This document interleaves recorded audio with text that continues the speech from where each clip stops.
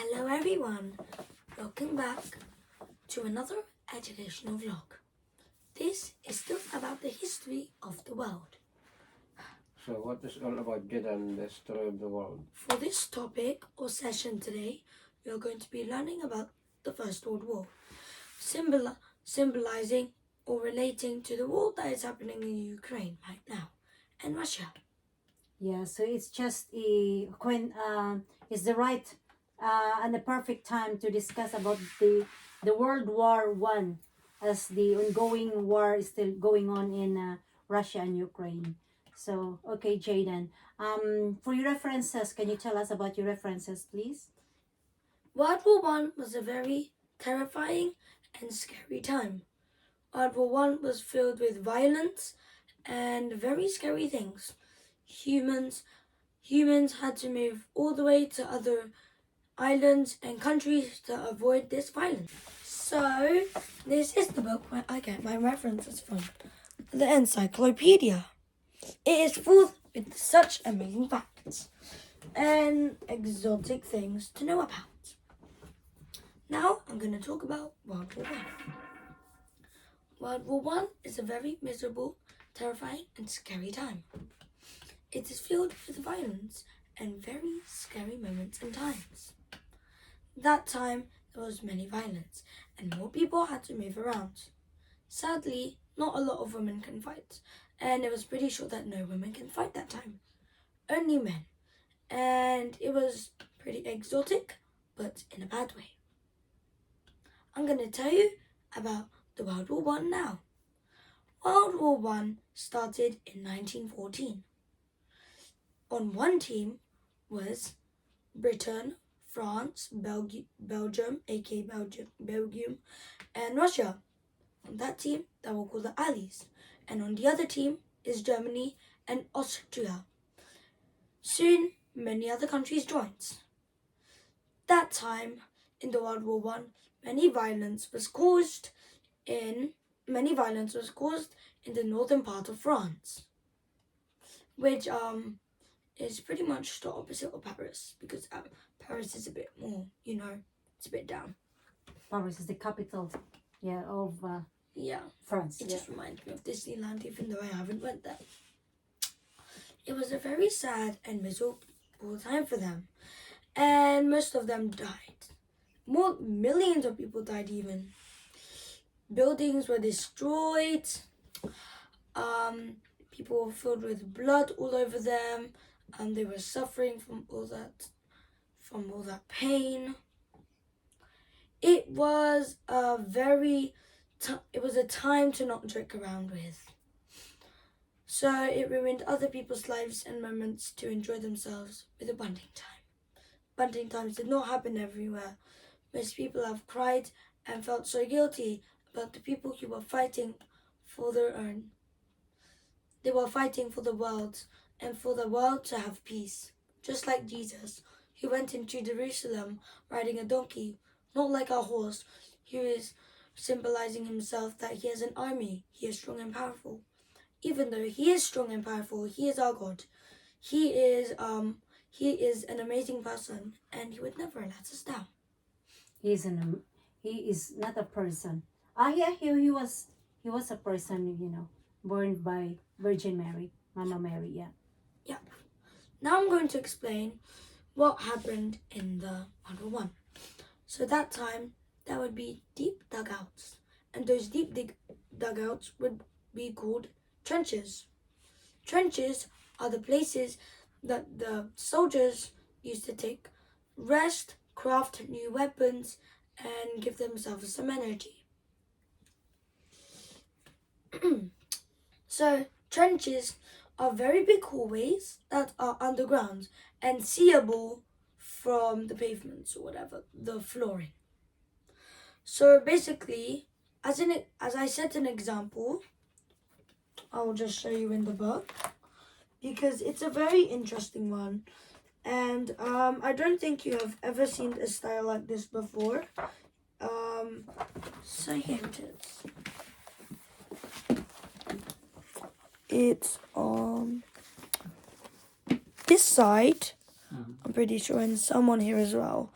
talking about the wooden duckboards, big explosion, and many more to come.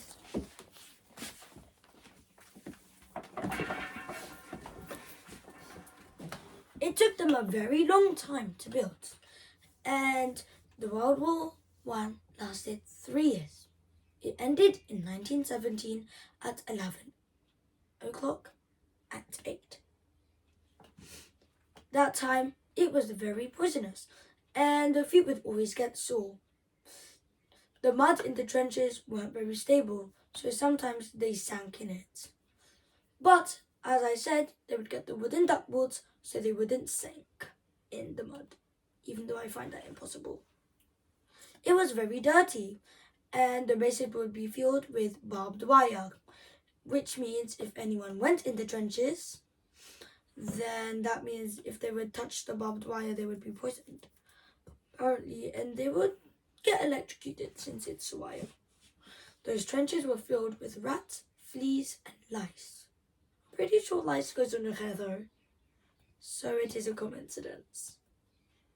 In case, because I don't know what a coincidence even means. It just reminds me of a solution or a resolution that we have to solve or something like that. That time, we have to remember for all the people who have died in the wars. So in that time, on November 11, we have a poppy day.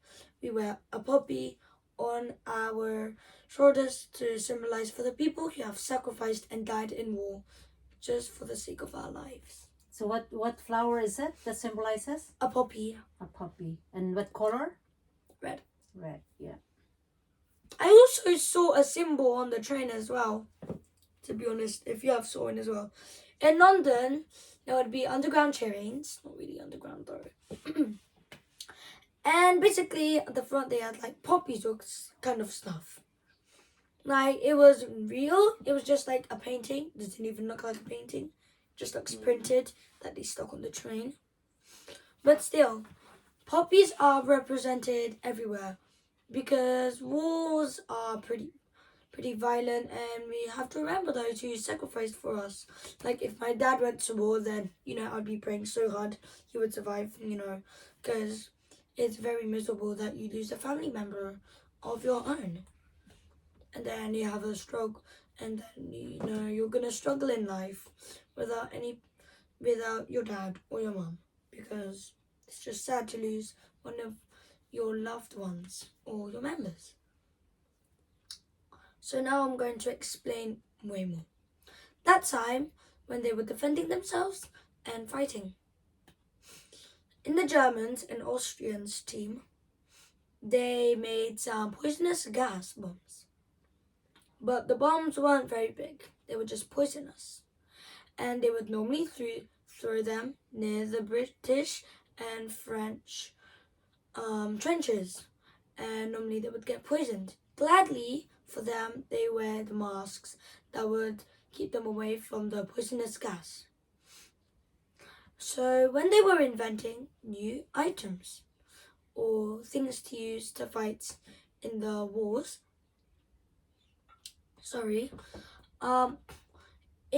as I already told you, the Germans and the Austrians made the bombs. In the UK, the British team, they made tanks. And they would normally break by the barbed wire that was protected so that no enemies would come in the trench, apparently. So they would always get ruins, and it would take them a pretty long time. So it's just a waste of time because, And to be honest, I feel like inventing something gives you a very hard work. Out of those 3 years, I feel like that's a bit impossible. Because, you have to get, like, those all electric things. And then, you have to get all those violent, fiery bullets or whatever. Later, many other countries joined the war. And they got violated, apparently. So, yeah, it was a very terrifying time. And normally, there wasn't enough food. But that time, there weren't many countries fighting. And most of them were in Europe. So, in other continents such as Africa, Asia, the Americans, and the Oceania, they were normally safe. And for them, normally Europe was involved. For the other continents, they just had to solve the solution or what was going on in the war. And it is a coincidence that some people are saying that Russia and Ukraine is basically World War III. Apparently, because it seems like it. It's World War III, aka the Russia and Ukraine war, started in the Januaries and Februaries. It was very, very terrifying. They ruined many cities, and Russia claimed to take care and be responsible of the Ukrainian cities. Putin started this war, and no Putin at all. And I'm not trying to be mean, but if he's making the war, then I feel like he's greedy, because right now Russia is the biggest country in the world. And if he's wanting some more land, no. Because if he takes all over Ukraine, Ukraine is going to be part of Russia.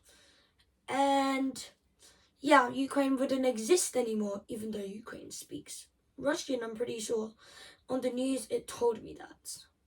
It was very terrifying. Most women and their children had to move on the train to go to other countries. Most people moved to Poland and some other countries, and then there are some other countries like Poland, Germany, Moldova, Romania, and many other more countries. They had to go to countries that would touch the Ukrainian border, so it wouldn't take them a long time and that it wouldn't be stressful.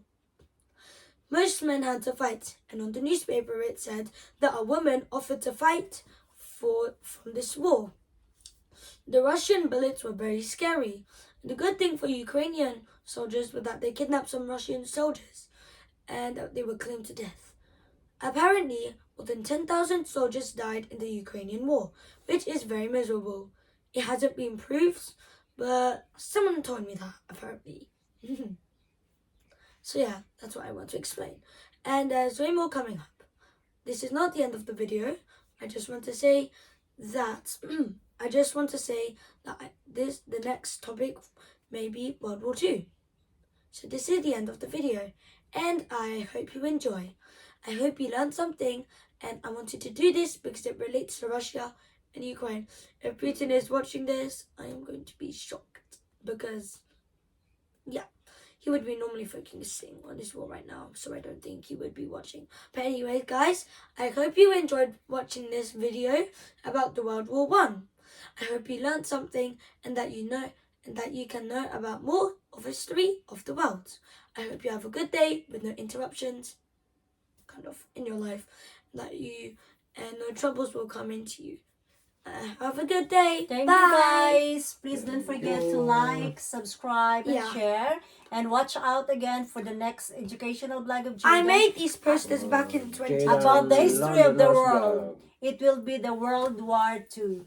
Thank you. God bless and bye. Bye. Bye.